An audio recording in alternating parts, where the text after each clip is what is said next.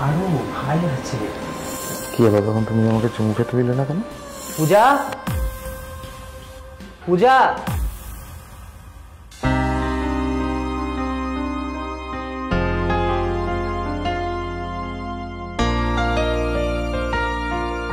কি রে, বেরোচ্ছিস? হ্যাঁ রে।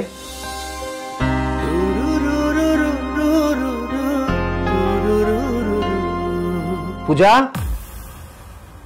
পূজা। হ্যাঁ বলো। ও মা, তুমি রেডি হয়ে গেছো? হ্যাঁ আমি রেডি হয়ে গেছি। শোনো না, আমার দেরি হয়ে গেছে, আমি বেরোচ্ছি।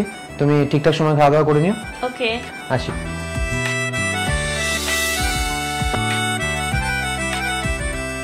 আরে কি করছো?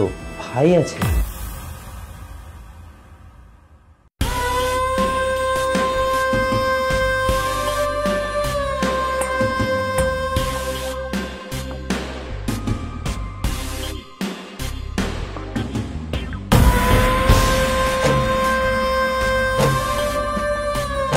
ছাড়ো, ছাড়ো, ভাই আছে। ছাড়ো।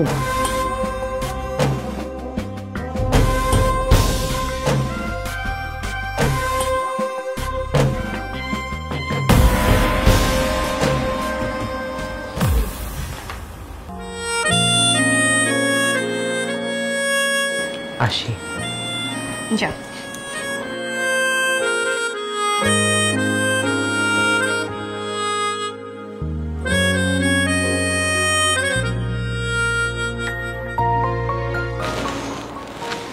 কি হলো তখন তুমি আমাকে চুমু খেতে দিলে না কেন? কেন দেব? আমার বর ছিল না? বর ছিল?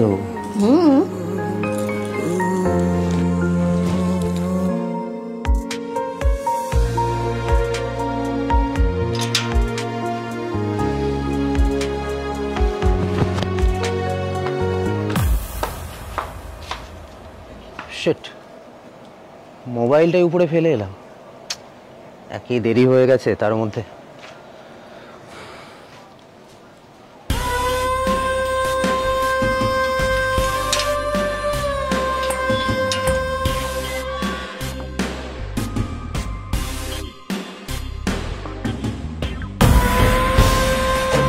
পূজা,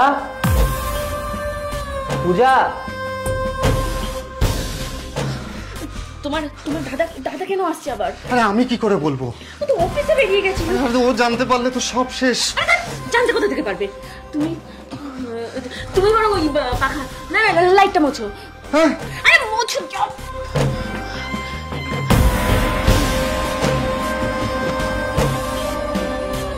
পূজা,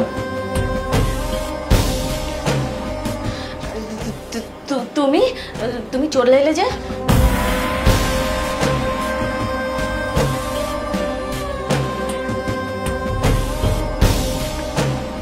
আমি ওই আমার মোবাইল ফোনটা ফেলে গেছিলাম।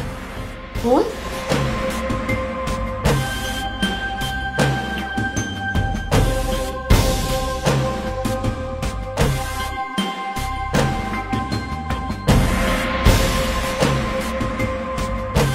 তুই ওখানে কি করছিস? আমি বলেছিলাম ওইখানে ওই লাইট আর ফ্যানটা একটু ধুলো জমেছে তো, তাই পরিষ্কার করতে বলেছিলাম। তোর শার্টের বাটন খোলা কেন?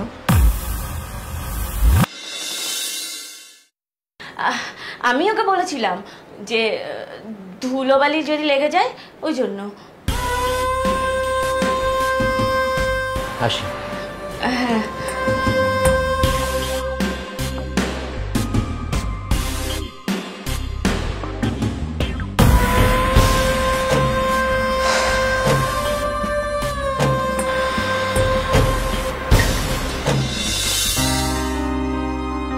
কিরে? হ্যাঁ দাদা বলো। পূজা, পূজা একটু জল দাও না। দাদা, আমি থাকতে তুমি আবার কষ্ট করে বৌদিকে কেন ডাকছো? তুমি বসো, আমি এক্ষুনি নিয়ে আসছি।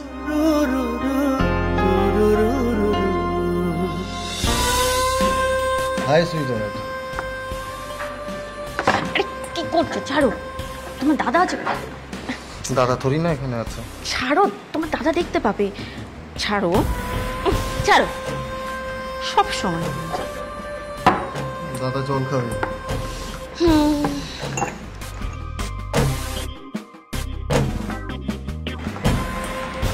না,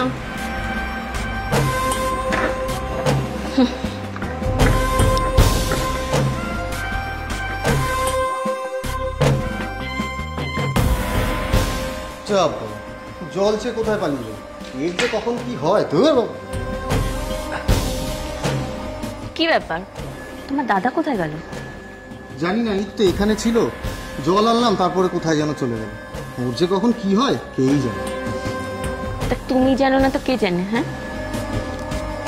সবসময় খালি ফোনের দিকে মন।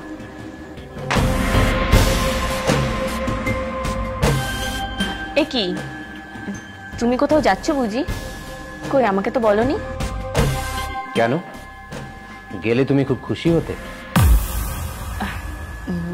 না, আমি যাচ্ছি না, যাচ্ছে আমার ভাই তন্ময় গ্রামে বাবা মায়ের কাছে। আমি কেন যাব?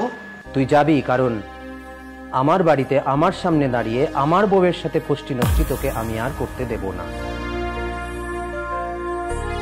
তোরা কি ভেবেছিস আমি কিছুই জানি না?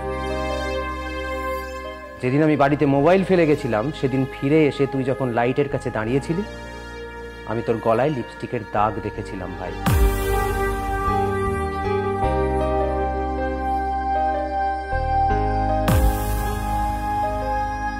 তারপর সেদিন হঠাৎ করে যখন আমার জন্য জল আনতে গেলি তখনও কিচেনে দাঁড়িয়ে আমার এই সুন্দরী বউটির সাথে ঠিক কি কি করেছিস আমি সব দেখেছি। Hi sweetheart. আরে কি করছো? ছাড়ো, তোমার দাদা আছে। দাদা থরি না এখানে আছে। ছাড়ো, তোমার দাদা দেখতে পাবে। ছাড়ো। তুই আমাকে ঠকিয়ে দিলি ভাই। ছোট থেকে আমি তোকে তোকে এত সাপোর্ট করেছি, এত ভালোবাসা দিয়েছি, তারপরেও তুই আমাকে ঠকিয়ে দিলি ভাই। তোর জন্মের আগে মা বাথরুমে পা স্লিপ করে পড়ে গেছে। তুই জন্মালি এজ আ প্রিম্যাচিওর বেবি। 3 মাস মা বিছানা থেকে উঠতে পারেনি।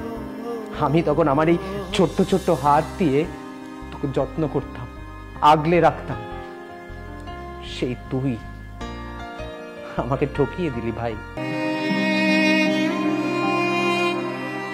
তোর যখন 2 বছর বয়স তখন তোর হাম হয়েছিল। বাড়ির সবাই আমাকে নিষেধ করতো তোর কাছে না যেতে, কিন্তু আমি প্রত্যেকটা সময় তোর পাশে গিয়ে শুয়ে থাকতাম। আমারও হাম হলো, সেই দাদাকে তুই ঠকিয়ে দিলি ভাই। শুনেছি বৌদি নাকি মায়ের সমান হয়, আর তুই সেই বৌদির সাথে। ছি ছি ছি ছি ছি ছি। তোকে আমার ভাই বলতে ঘেন্না করছে। তুই এক্ষুনি তোর সমস্ত জিনিসপত্র নিয়ে আমার বাড়ি থেকে চলে যাবি। আমি তোর মুখ দেখতে চাই না। আর আজকের পর থেকে আমি জানবো যে আমার জন্য আমার ভাই মরে গেছে। তুই এক্ষুনি আমার বাড়ি থেকে চলে যা প্লিজ। কোনো কথা বলবি না, জাস্ট গেট আউট প্লিজ।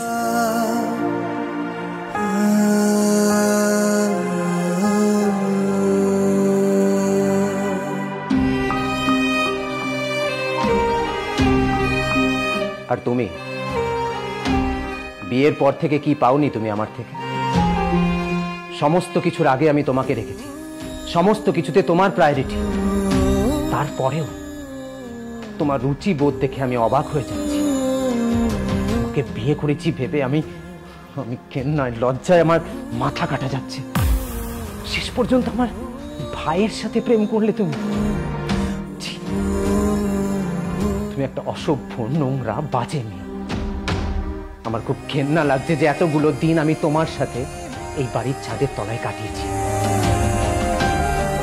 তুমি এক্ষুনি আমার বাড়ি থেকে বেরিয়ে যাও, যেখানে খুশি চলে যাও, বাট আমার বাড়ি থেকে, আমার চোখের সামনে থেকে চলে যাও।